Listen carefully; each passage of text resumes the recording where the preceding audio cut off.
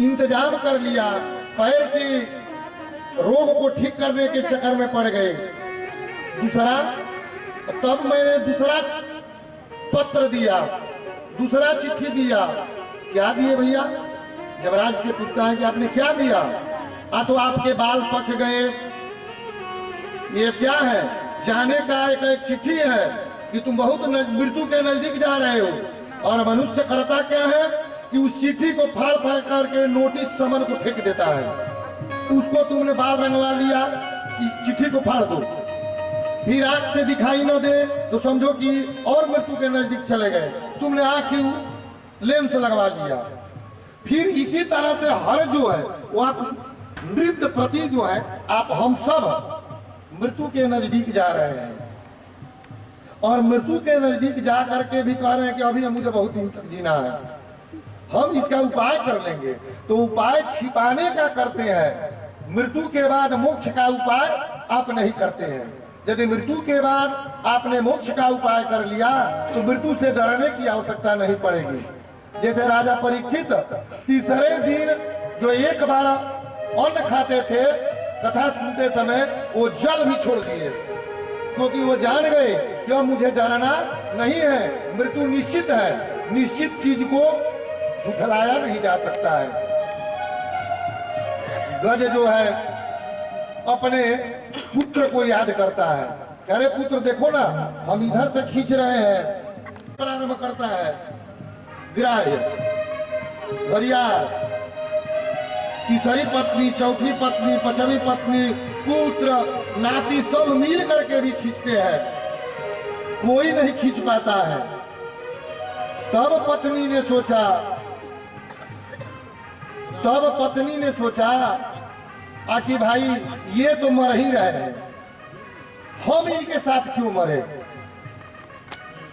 पत्नी ने भी साथ छोड़ दिया।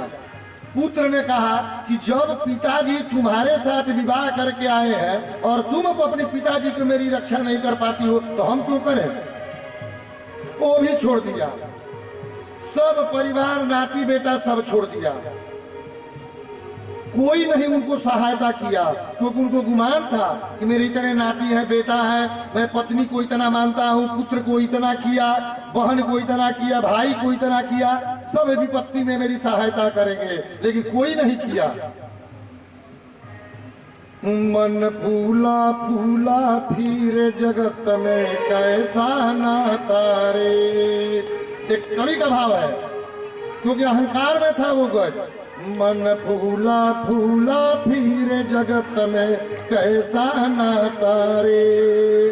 पेट पकड़ कर माता रोवे, बाह पकड़ कर भाई, लपट लपट कर तिरिया रोवे, हंस अकेले जाए। लपट लपट कर तिरिया रोवे, हंस अकेले जाए। मन फूला फूला फिर जगत में कैसा नाता रे। जब तक जिए माता रोवे, बहन रोवे दस माता। जब तक हम जिंदा है, यदि मर जाएंगे तो मातारी क्या करेगी? 10 दिन तक रोएगी, 12 दिन तक रोएगी, 1 महीना रोएगी, 2 महीना रोएगी, इससे ज्यादा नहीं तुमको कोई याद करेगा। पत्नी बस 15 दिन, उसके बाद वो भी भूल जाएगी, बेटा भी भूल जाएगा। और हम भी किसी को भूल गए हैं, हम भी अपने दादा बाबा को भूल गए हैं। तो जिसको हम बहुत नजदीक समझते हैं वो इतना बहुत दूर है। उस पर, क्योंकि अपने आप पर विश्वास करो, न अपने पति पर करो, न पत्नी पर करो, न पुत्र पर करो, न घर पर करो, न परिवार पर करो, कोई नहीं रहेगा। ये गज फंस गया, इसी अहंकार में ये जी रहा था गज, ताकि मेरा परिवार मेरा मदद करेगा। तो जब तक जीवे माता रोवे, बहन रोवे 10 मासा। 10 महीना तक ही बहन रोएगी, 13 दिन तक तिरिया रोवे, फिर करे घर बासा। मन फूला फूला फिर जगत में कैसा नाता रे। पत्नी भी 13 दिन श्राद्ध के बाद वो भी अपने बाल बच्चों में बस जाएगी, जिस पर बहुत गुमान कर रहे हो कि मेरी पत्नी ये करेगी वो करेगी, कुछ नहीं। 13 दिन तक रोएगी, चूड़ी उड़ी फोड़ करके 13 दिन, उसके बाद बच्चों में माया लगा लेगी। बेटा को बहुत मान रहे हो कि मेरा बेटा करेगा, एक अंगुली जलने पर कितना दर्द होता है, वो पूरा शरीर को जला देगा, पूरा शरीर को ही ध्वस्त कर देगा। तब जो है वो रोते रोते थक गया गज कि कोई उनको बचाने वाला नहीं था। तो गज क्या कहता है, देखिए कोई भी काम 5 प्रकार के प मिल करके संपादित करते हैं। कौन कौन? कोई भी काम यदि हम लोग को करना है, कोई भी काम हो, जमीन खरीदना हो, कोर्ट कचहरी का मामला हो, नौकरी हो या कोई काम हो, तो पहले हम लोग अपना पुरुषार्थ लगाते हैं ताकि हम अपने बल पर कर लेंगे। जब पहला पुरुषार्थ समाप्त हो जाता है तब हम दूसरा पैसा लगाते हैं, पैरवी लगाते हैं कि पैरवी के द्वारा वो काम हो जाए। यदि वो भी नहीं होता है तो तीसरा हम पैसा लगाते हैं। तीसरा प भी यदि फेल हो जाता है तब तो चारिये प होता है। तब हम सोचते हैं तो छोड़ दो परमात्मा पर, जो परमात्मा करेंगे वही होगा। अरे यदि अंत वाले को ही आप शुरू में कर दे तो आवश्यकता ही नहीं पड़ेगी। और इस संसार में पूछ रहे हैं राजा परीक्षित कि हे सुखदेव जी, इस संसार में सुखी कौन है? सुखदेव जी कहते हैं कि अरे राजन, सुख तो है ही नहीं है मृत्युलोक में, सुख नहीं है, यहाँ संघर्ष है। जिसको हम सुख कह रहे हैं वो सुख नहीं है, वही दुख का जड़ बनेगा। कौन कौन? तो सुख तो 6 प्रकार के है ये है, बाकी तो सब दुखे हैं। और वो 6 में 6 किसी को नहीं है। कौन कौन? सयर्था गमो नित्यमरोगिताश्च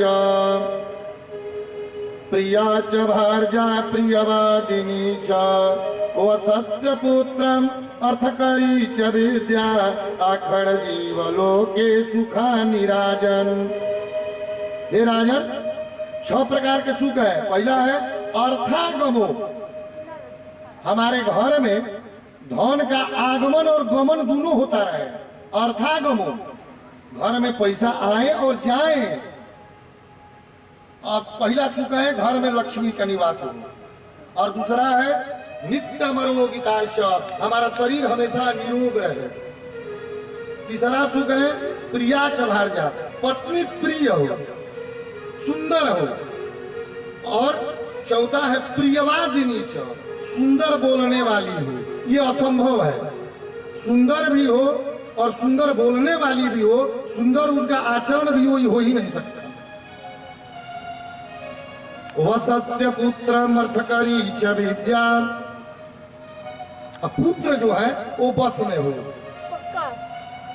पुत्र जो हो तुम्हारा है। 5वां सुख है कि पुत्र जो है वो तुम्हारे बस में हो। और जो तुम्हारा ज्ञान है वो अर्थकरी हो। अर्थकरी ज्ञान किसे कहते हैं? कि जिधर जाए तो कुछ आमदनी हो जाए, जहां भी जाओ वैसे ज्ञान प्राप्त कीजिए जिस ज्ञान से आमदनी का स्रोत बना रहे।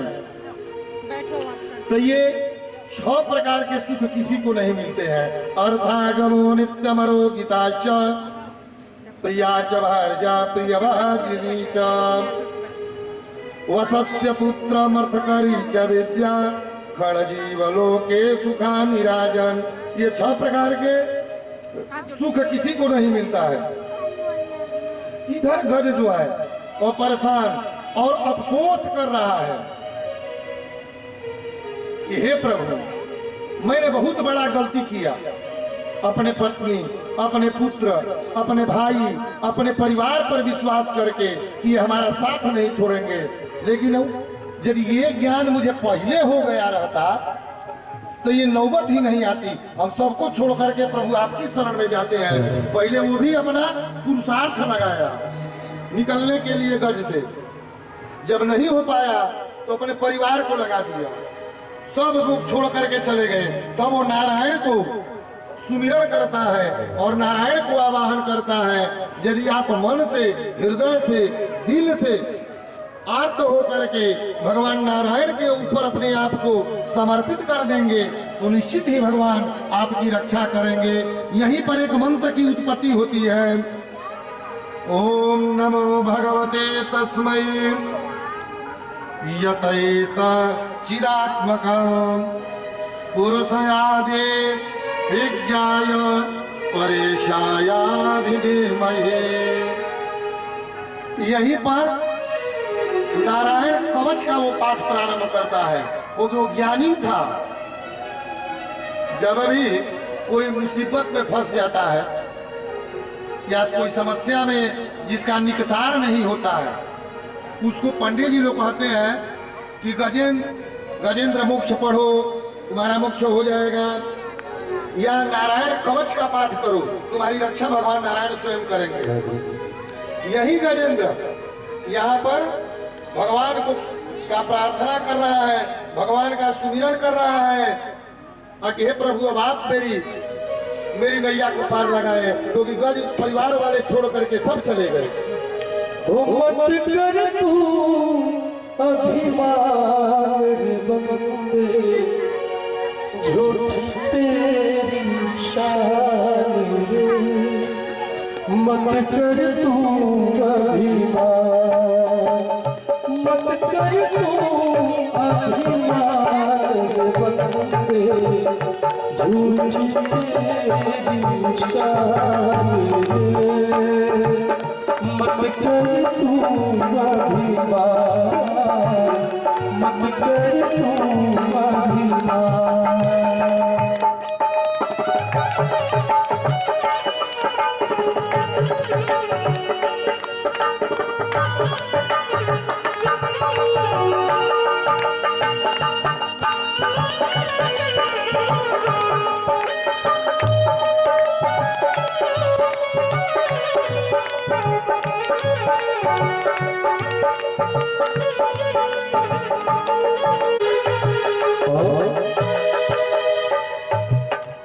भाव है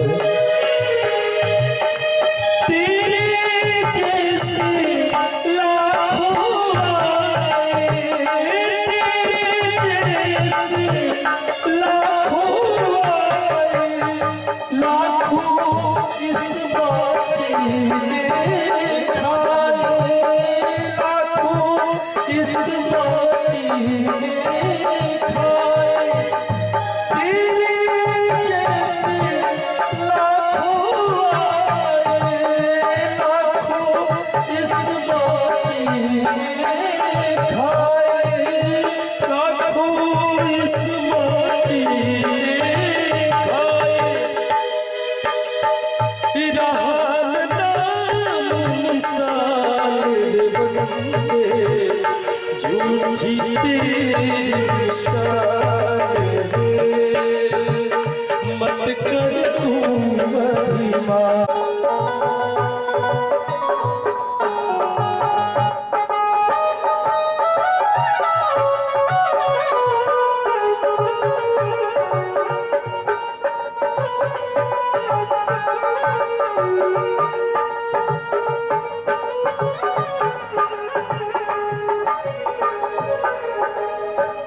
झूठी माया, झूठी काया, झूठी माया, झूठी काया।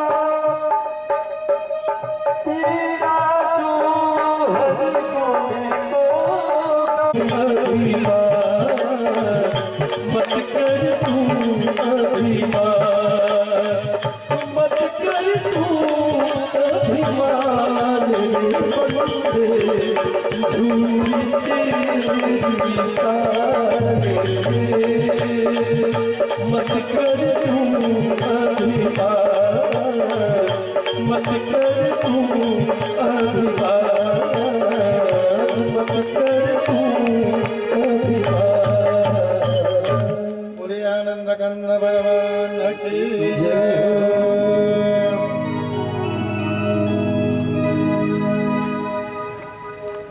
स्थलकौतुकं श्रियं नमामि विष्णु शिरसा चतुर्भुजाम्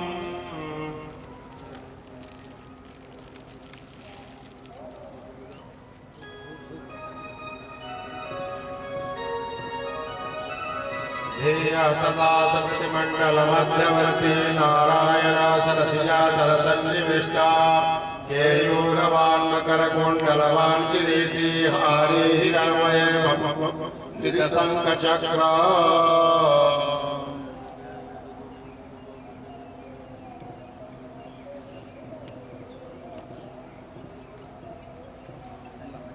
जपतामहोरात्रे पार्श्वे नक्षत्राणि रूपमसितो व्याप्तं मायुषं निघाणामो महिघाण सर्वलोकः महिघाण।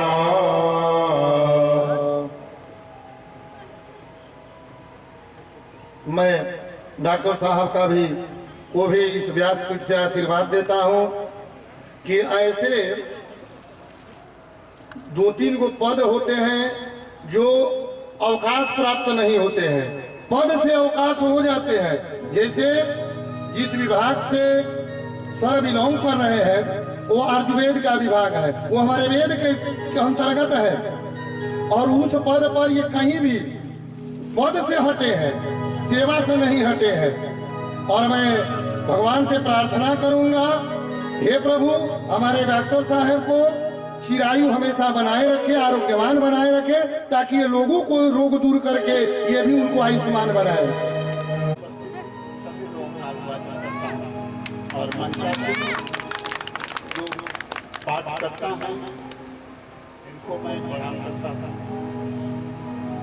आशा है कि हमारे दर्शक हमारे श्रोता इस आयोजन से सब तरह की शिक्षा लेने और उनका कथा वाचन सुनेंगे और उसके साथ जिएंगे। धन्यवाद।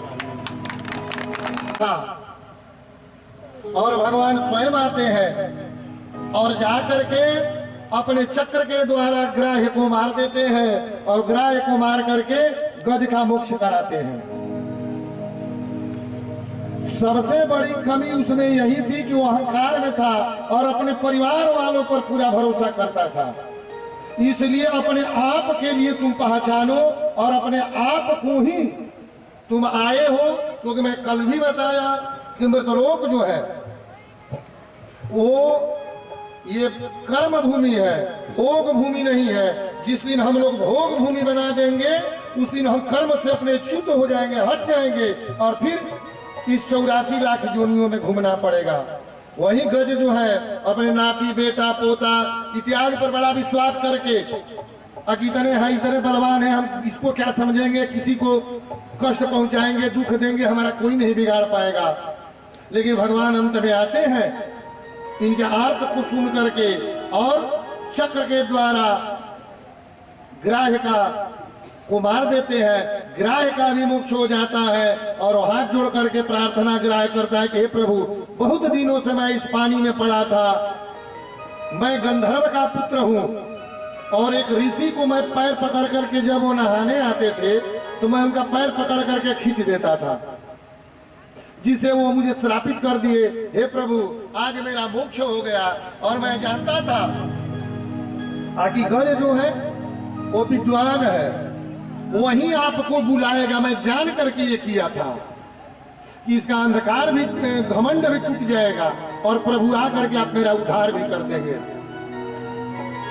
भगवान जिसको मारे हैं उनका शास्त्र में, हम लोग के शास्त्र में मारा गया नहीं लिखा गया है, उद्धार किए, मोक्ष किए, मारने वाला शब्द नहीं आया है, उद्धार किए। भगवान ने इनको मारा, मारे इनका उद्धार कर दिए। गज अपने बाहर आ जाता है और अपने परिवार को त्याग देता है, परिवार को छोड़ देता है और जाकर के स्वयं तपस्या करने लगता है और अंत में गज का भी मोक्ष हो जाता है।